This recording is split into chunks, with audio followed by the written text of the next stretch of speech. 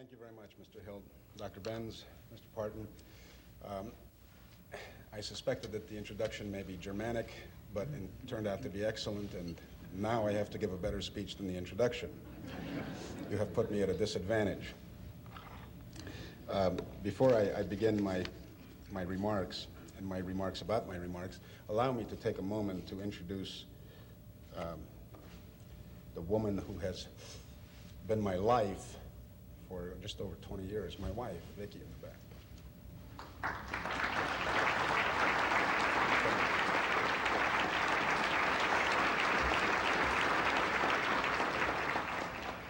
I didn't mean to embarrass you. I just don't ever have the opportunity since you're always at home cooking. Which is, frankly, where you should be. What are you doing?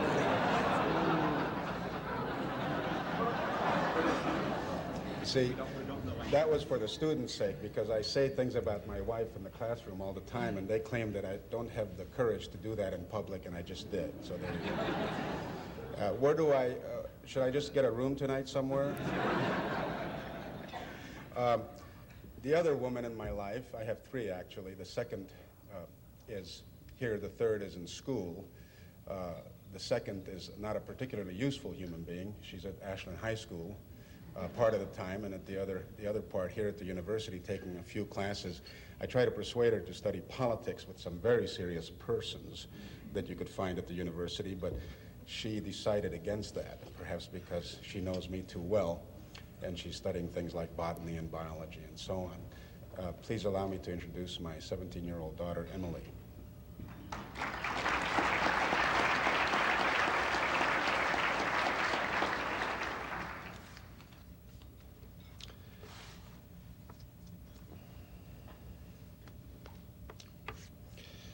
The subject of my discussion, and let me make clear that I consider it a discussion, I would very much appreciate that after what I consider to be relatively short, and I hope not too obscure remarks, that you will not hesitate in engaging in a conversation with me on these matters, and if necessary, if you're in sort of the Bill Harris mode, you know, just go ahead and attack. It's perfectly all right.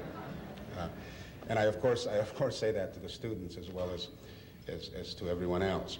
The subject of my remarks has to do with the missed opportunity of the Republican Party. Now, when Mr. Parton asked me to do this, I of course hesitated because I knew that John O'Sullivan was going to be your first speaker, and David Broder, perhaps the best known political pundit in the country, would be the third speaker. I wondered, you know, what the heck is Parton doing, putting me in the middle? And at first I thought he was trying to embarrass me, and then I realized that he knew more than I did, because the truth somehow is always in the middle. So that is why he has done what he has done, and so I can try to give you the truth as I see it. My focus is, and I'll try to be focused and perhaps a bit more political scientist than you would like, and I hope that if that's the case, you will allow me to clarify my remarks or to get as specific about the current election, for example, or anything else that I may not have made clear as you like during the question and answer period.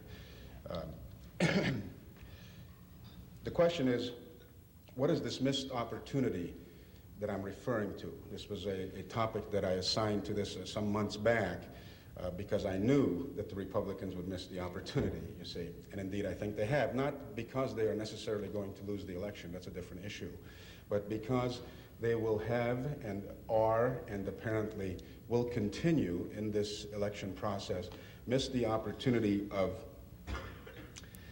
defining what they think they are for and what they think they stand for, and thereby missing the opportunity of directing the country in a certain direction that they think is better than the direction it currently is pointed towards. You watched the debates last night and the pundits pontificating after the debates, and you realize that everybody thinks this is a weak campaign, and these are, at least in the case of Mr. Dole, perhaps less so in the case of Mr. Clinton, weak candidates. And I think to some extent that's true. I think, by the way, Mr. Clinton is not a weak candidate. I think this is the best that the Democratic Party as currently constituted could possibly come up with, and that's probably why he's going to win the election. I do not think that Mr. Dole is the best that the Republican Party could have come up with, but the fact that they came up with someone like Dole, or Dole, I should say, is an indication of the problem that I'm going to try to describe.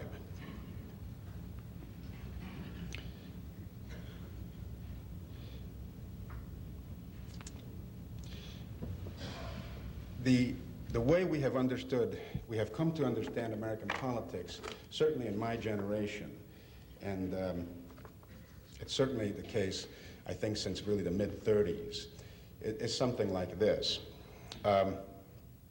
We have narrowed the scope of politics, interestingly enough, even though our presidential candidates and other politicians seem to be able to talk about everything under the sun, everything from whether children in national high school attending public schools should wear uniforms or not, whether cigarettes are good or bad for you and what should be done about that, family values and so forth and so on, all kinds of details in modern life. Those are not really, in the past, have been considered political issues. The actual political issues have been narrowed and constricted over the last generation, and as I say, especially from the 30s on and through the 60s. The political issues that we think we are talking about, and certainly that the two presidential candidates are talking about, are narrow in scope, and they focus on the politics of interest. As far as I can tell, if someone were to ask me specific questions as to what this election is about, I would say something like, well, one candidate who claims to represent one party says that there ought to be a cutback on certain federal programs that are roughly called entitlement programs, a cutback at the rate, cutting the rate of growth of such programs by, say, 7%, and another candidate thinks that those programs, or their rate of growth, should be cut back 5%. That is the dispute within the two parties regarding this election cycle. Now, that is one. I understand that one doesn't have to have a PhD or be a rocket scientist to see this, and that is why we are calling this a boring election, because no one is talking about anything except, and Mr. Clinton much more successfully than Mr. Dole, saving programs that the American people over these two generations have become accustomed to. And of course, in talking about saving milk, price support programs for milk, saving student loans, for example, or Pell Grants, I noticed, I think it was last night's debate, that Mr. Dole actually took pride in, or perhaps it was an ad of his, I'm getting confused. Mr. Dole took pride in saying that he has not cut back on student loans, but have actually increased the amount by some X percent, and the same with Pell Grants. Now, there's not necessarily anything wrong with federal involvement in things like student loans or Pell Grants. That's a disputable issue. But what I'm trying to articulate is that those programs that were set up in the New Deal and in the Great Society, that includes everything from Social Security on down, including Medicare and so on, including all the welfare programs, AFDC and so forth and so on. These programs, Franklin Roosevelt thought very clearly and wrote about and spoke about, were of such a nature that the American people would become interested in the perpetuation of these programs because each and every one of us, Roosevelt thought, would benefit one way or another from these programs, as indeed we all literally do.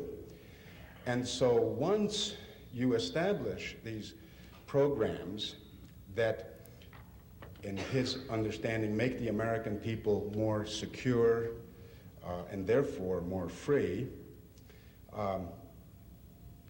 once you establish these programs, they will never be able to give them up. And anyone who comes along to suggest that program A, B, or C may be not a good thing to do in itself, or indeed may not be within the role or province of government, can then be arguably called an extremist or even an anti-American. as indeed Roosevelt, of course, called his opponents in the 30s. He called them Tories. Now, so politics has been narrowed, and the discussion becomes this sort of interest group liberalism issue, as political scientists call them. And the cultural issues, as we now like to call them, or the social issues, if you like, sort of pervade the discussion. The things that used to be private are now public, and the distinction between the private and the public is virtually non-existent. Now, what is the missed opportunity here? What does this have to do with the missed opportunity? Roosevelt, in setting up this, what we like to call in political science jargon, the centralized bureaucratic welfare state and its mechanism, and Lyndon Johnson completing it, and of course President Clinton attempting to finish it off with the health care program in 1993. What they had in mind, certainly Roosevelt did, and we know this, he's a very thoughtful man, he said that we have caused a revolution in American politics, we have realigned American politics, and thereby created a new majority in American politics from the 30s on. And that majority will be permanent because of this question of interest that I briefly described. The Republicans, over the last 30 years or so, have made feints toward rearticulating the purposes of government to move away from this kind of progressive liberal mode to talk about a different purpose of government. And every time they have done so, they have failed. They tried it in a kind of spectacular way in 1964 and of course failed miserably. They tried it in 1968 and 72, partially successfully, and then Watergate hit, and of course that put an end to that discussion. They tried it again in 1980 by the election of Reagan and the majority in the Senate, but again, more in speech than in deed. And then the last effort, of course, was the election of 1994, wherein, much more self-consciously than ever before, Newt Gingrich and his cohorts attempted to rearticulate the purpose of government and do it in such a way that this last realignment that I'm referring to, the New Deal, Great Society realignment, would finally be one that is questioned and that could not only be philosophically disputed, but electorally could be attacked. That discussion that Gingrich and his troops, as he likes to call them, brought on in 1994 was quite successful electorally. There's no doubt about that, by the way. It was, just as a historical matter, an unbelievable success in American politics, the likes of which we had not seen in our history. To have such a one-sided, one-party victory in an off-year, non-presidential election. The difficulty is, of course, from their point of view, is that come 1996, and you will notice that these are not things that they take and stand by. They're not proud of their accomplishments. They are hesitant to speak of them. In fact, many Republican candidates are disassociating themselves from Gingrich, as well as Dole, in the same way the Democratic candidates disassociated themselves from President Clinton in 1992.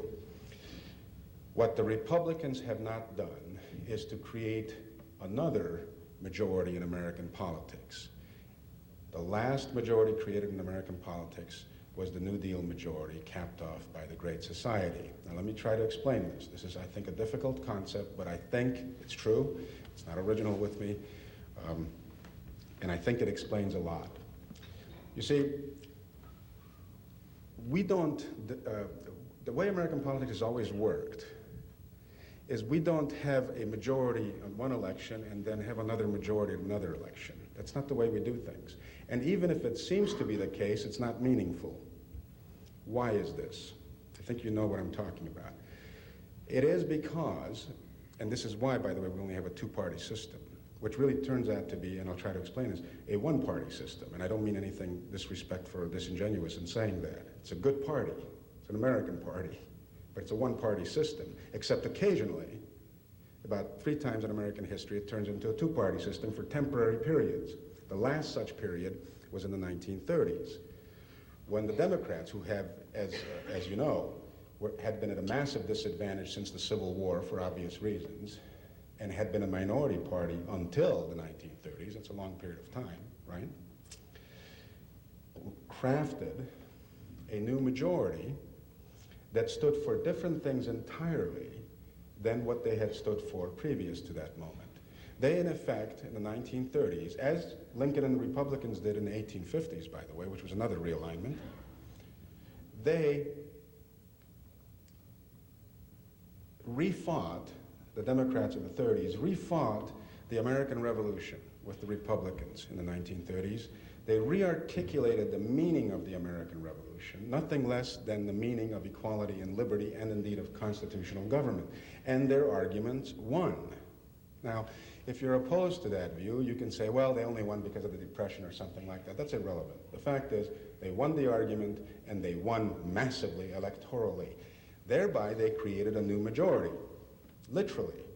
That new majority manifested itself at every level of government for the next 2 generations nationwide. That doesn't mean that they literally had to hold the presidency, for example, to be dominant in that majoritarian sense, or that they even had to hold the Senate or the House, necessarily. It just meant that in the broadest possible and the most pervasive and the strongest possible view with regard to public opinion, they were the majority, and the country was going in their direction. The other party, the Republicans under this dispensation, became the Me Too party. Entirely rational in the same sense in which the Democrats, post-1860, became the Me Too party after the Civil War was over to the Republicans. You see what I mean? So all the Republicans had to do post-1930s, and all they did basically until recently, is to say, yes, we also want more of a federal role in X, Y, and Z. We want the federal government to have more authority and power in the following things. We want the federal government to have more money, we want the country to become more centralized and more bureaucratic. But we're going to do it, we Republicans, we're going to do it more efficiently. Now, my point is that in a realigning election, as in the 1930s, a party creates a new majority, then the other party becomes just like this new majoritarian party, becomes a Me Too party, and therefore, for the next couple of generations, you have one-party politics in the strict sense of partisanship, you see? Both parties are very much alike, and they're no longer divided on anything. They're always badly divided during a realignment cycle. So it's so badly divided that because they're refighting fundamental principles at that point, you see what I mean? What's the nature of equality? What's the nature of liberty? What's the nature of necessity? And what are the nature of rights and so forth and so on, say in the 1930s, as to some extent now. At that point when they divide and realign themselves, they seem extreme compared to one another. And then following that, for a couple of generations, they are very sort of much alike, and therefore do not differ one from the other. This is only possible in a two-party system, by the way, by definition. That's why we have a two-party system, because the constitutional arrangements, what the Constitution does, of course, is a technical apparatus that helps American citizens form majorities. That's all it is. See, that's all it is. It divides our own power amongst ourselves. It channels us in certain directions and so forth, the purpose of which, of course, is to secure fundamental liberties and to limit ourselves in what we may do for fear that our passion or interest will get carried away with us if we don't separate powers, for example, and then we'll hurt one another in the process in some bad way. So that kind of constitutionalism that separates our own power kind of demands a two-party system, both of which are constitutional parties, you see. I mean, it's not like, one of them is Nazis and the other one's communists and the other ones are Democrats. They're both constitutional parties that appeal to the Constitution, and all their disputes take place within the Constitution. So the question in the New Deal was, for example, is this constitutional, is it not? That is the form that political debates take in the United States when politics is healthy in the United States. You will notice that no such debates exist today. That no one ever asked the question of whether program X is constitutional or not. The only question that is asked, is it in the interest of the people? Or is it in the interest of the largest group of people? Is it interest in the teachers, the milk producers, the students, and so forth and so on? That's the only question that is asked, or the middle class, you see. Madison is spinning in his grave. Wrong question, people, he said. Wrong question. Now, one manifestation of the problem, and I will not pursue this any further for the moment, is that the two-party system is on the verge of disintegration here, folks, in all seriousness. And it's not only because this character with the big ears, Ross Perot, gets 19% of the vote in 1992, who really doesn't represent anything fundamental. If he represented something fundamental, then it could be interesting, because then one of the other parties would have to react to it, incorporate them, this Reform Party, into themselves, or simply be pushed aside, you see. But he didn't seem to really represent anything, just a kind of disenchantment with the current system.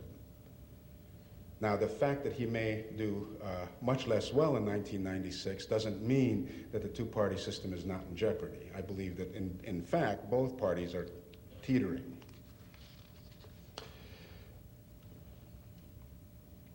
Now,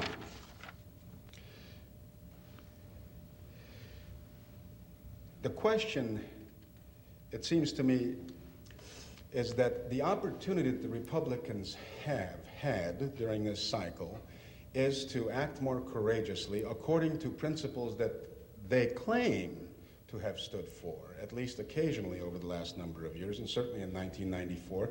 The principle was something like this, and I'm going to make it up because it's not perfectly clear, but it's close. The principle was, look, we want the federal government to be cut back both in its authority, power, and with the and size and scope. Why do we want that? Because we're SOBs who want to hurt people? Do we want to hurt the teachers who benefit from such a government? Do we want to hurt the milk producers? Do we want to hurt corporations, for example, corporate welfare and all that?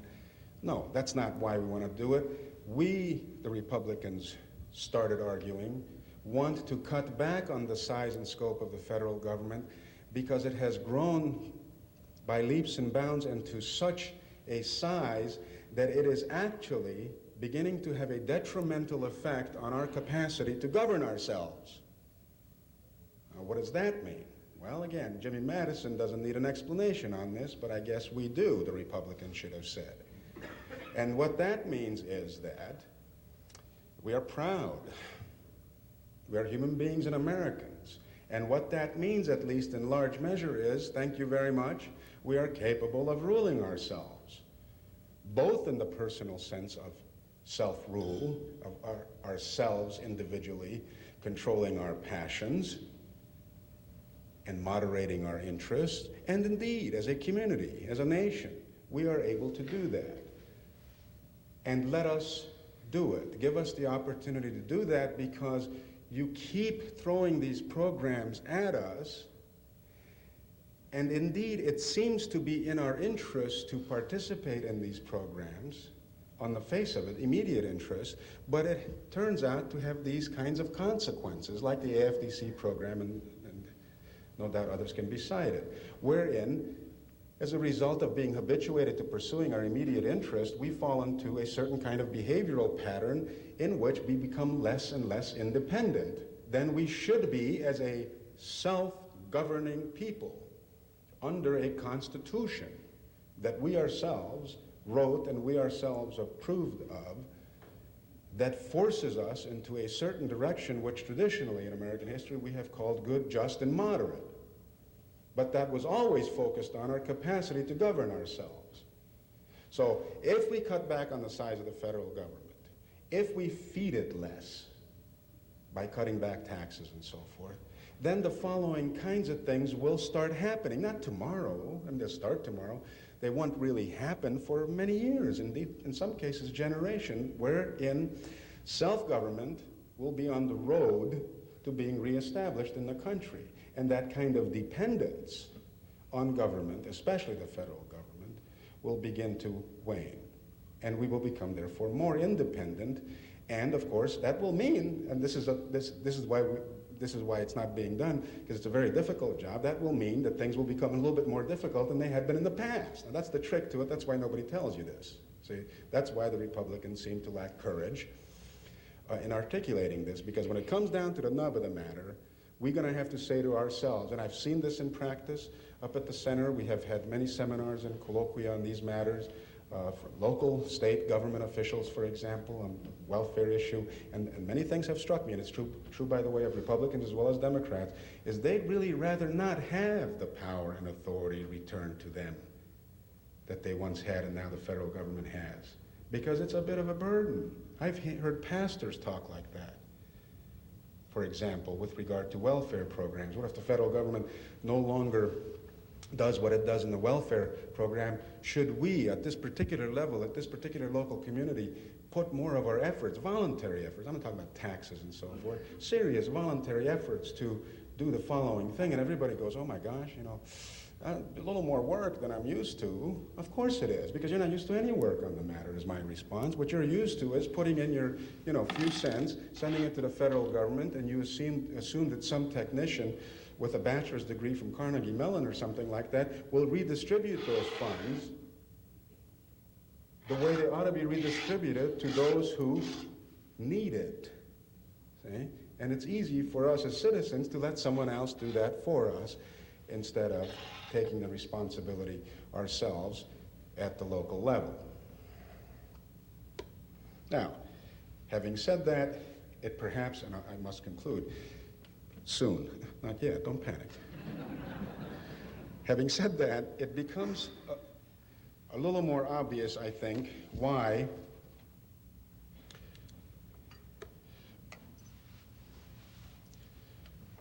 President Clinton looks like a conservative,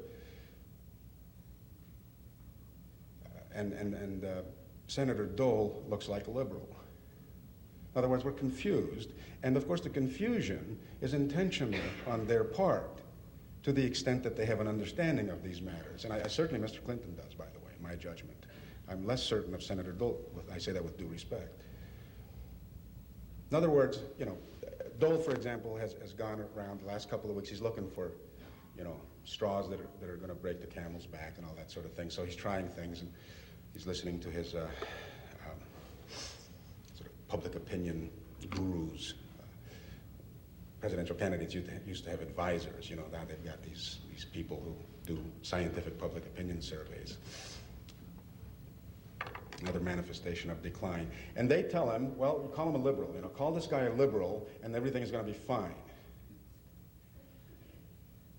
First of all, that adds nothing to the necessary political discourse of the country, that the country is always, and especially in a period that can go either way with regard to this realignment issue, the country is always desperately in need, by definition, of discussion, discourse, and indeed, by the way, argumentation. Rightly understood, absolutely. We're not monarchists and aristocrats here, people. We are Democrats with a small d. We need to talk about stuff and get it out on the table and argue about it. That's what we ourselves have always demanded of ourselves. And it's no good to hide and say, oh gosh, I'd really rather not talk about this, and it's easier to say that the guy's a liberal. The fact of the matter is Bill Clinton is not a liberal. Besides, what if he is? Does that mean that Mr. Dole is a conservative, whatever that means? Well, excuse me. That doesn't mean that at all, you see. Certainly Bob Dole is not a conservative in the ordinary technical sort of understanding, the way these things are talked about in politics. They're both liberals and both conservatives. They're both perfectly well confused, is the truth of the matter.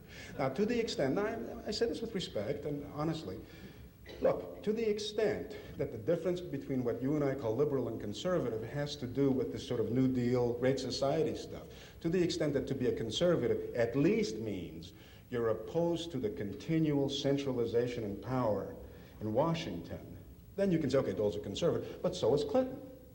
He has made himself very clear on this. By the way, he's been doing it, and I say this to those of you who don't trust him and so forth. That's another issue. He's been doing this his whole political life. And I mean that, and he did it well. He has done it well. He has been a conservative. When he was governor of Arkansas, my wife, by the way, unfortunately, is from Arkansas. This is not a burden that any human being should have to bear. And furthermore, she's from Pocahontas, Arkansas.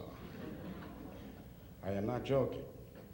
You know, her mother claims that there has a population of 5,000.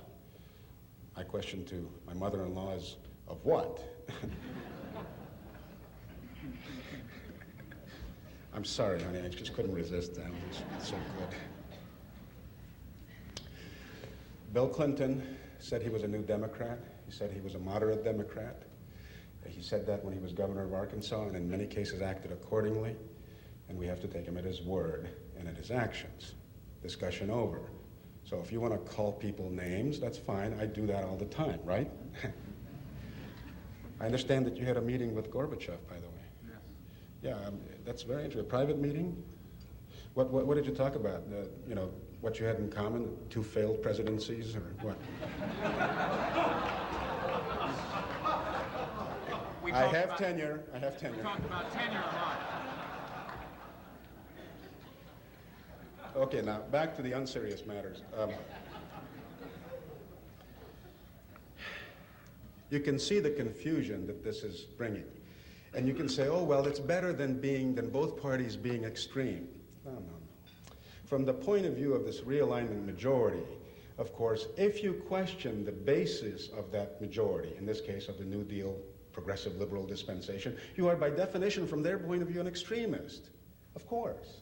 And if there's a new majority that is going to be formed over the next number of years, which is of course still possible, then those who question the precepts of that new majority, which would, whatever it would not be the old liberal, would be seen to be extremists by definition, you see. So that's a normal way of talking about things, but it's misleading, I think, and one has to be very careful. Now, what ends up happening is you get the mush of a sort of personalized, almost therapeutic, private sort of politics, a kind of postmodern presidential race, wherein, you know, anything is possible and anything can mean anything you want it to mean, and there's nothing but lack of clarity from the point of view of the citizen. And this is most disheartening. It's disadvantageous to the body politic. It doesn't allow us in any way to reflect on the fundamental political questions that self-governing free human beings have a duty to reflect on. Now, let me quote 3 people very quickly, and I'll end, and then I'll take whatever questions you have. And I won't even identify the quotes individually. I'll just say they're from Ellen Goodman, Maureen Dowd, and Mary McGregory, all 3 columnists, all 3 quote-unquote liberals. And here's a few snippets of their views of the contemporary political scene, of the Democrats in particular, and Bill Clinton specifically. This is actually from Goodman, from the Washington Post, soon after the Democratic Convention. There is an emotional narrative in the air and on the air this year. The political has become thoroughly personal. The conventions were not the backdrop for ideas, but for life stories that were touchier and feelier than ever. Remember back in the 1970s when the women's movement coined the phrase, the personal is political? The point was to widen the lens from the merely private life. But when all politics is personal, we don't see our private concerns projected on the public screen. We see the politicians' woes on the private screen. When all politics is personal, it's not about our own collective life. It's about the candidate's life. That may be dramatic, but in the end, political life begins to look just like another one-man show, unquote. Now from Maureen Dowd, who writes for the New York Times. The perfect leader for an era, she says, and I'm quoting, when celebrity is the most important value, as opposed to, say, for example, self-government, or character, or statesmanship. The perfect leader for an era when celebrity is the most important value, when emotion and self-revelation replace reason and argument, the president as empath, offers the convention as Jerry Lewis telethon. TV anchors and executives gripe about being used. Democrats and famous victims embrace being used. It takes a village to lose a party. Continuing the quote. In Chicago this week, Dick Morris achieved perfect triangulation, this is during the Democratic Convention, positioning Bill Clinton at the intersection of conservative scheming and liberal sentimentality, unquote. And my last quote from Mary McGregory again from the Washington Post, specifically about Al Gore and his reflections at the convention and his speech and so forth, when he brought in his sister's death due to lung cancer and so forth and so on. Gore, she says, quote, Gore depends on various members of his family to humanize him, such as his son, nearly killed by a car at the last convention, and his sister at this one. She says, looking at gorgeous Gores, the children, you can only ask, who's next?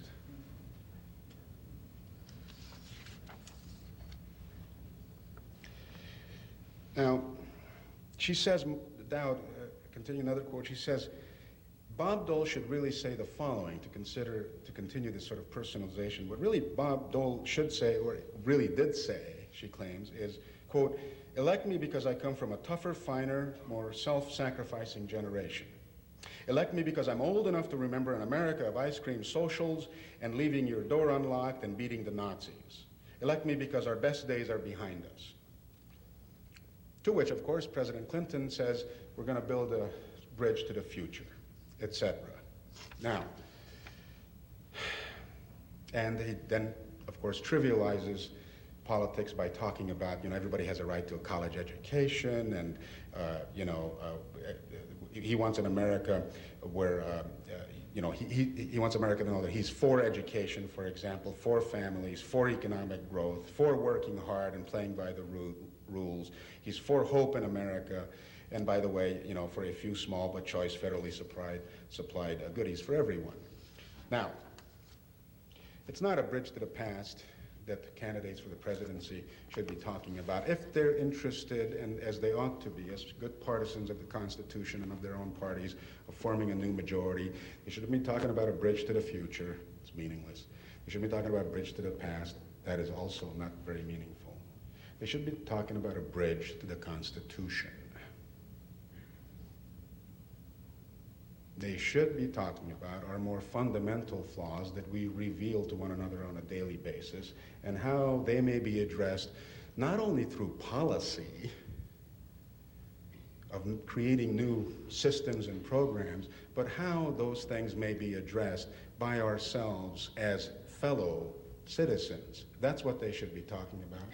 If one of the parties really wanted to win the election and form a majority, and therefore be a majority intellectually and electorally for 2 generations, then that's what that party would have done, and it would have succeeded in my judgment, because I think the American people are not corrupt. They're capable of taking an argument, thinking about it, and then acting accordingly. Thank you very much.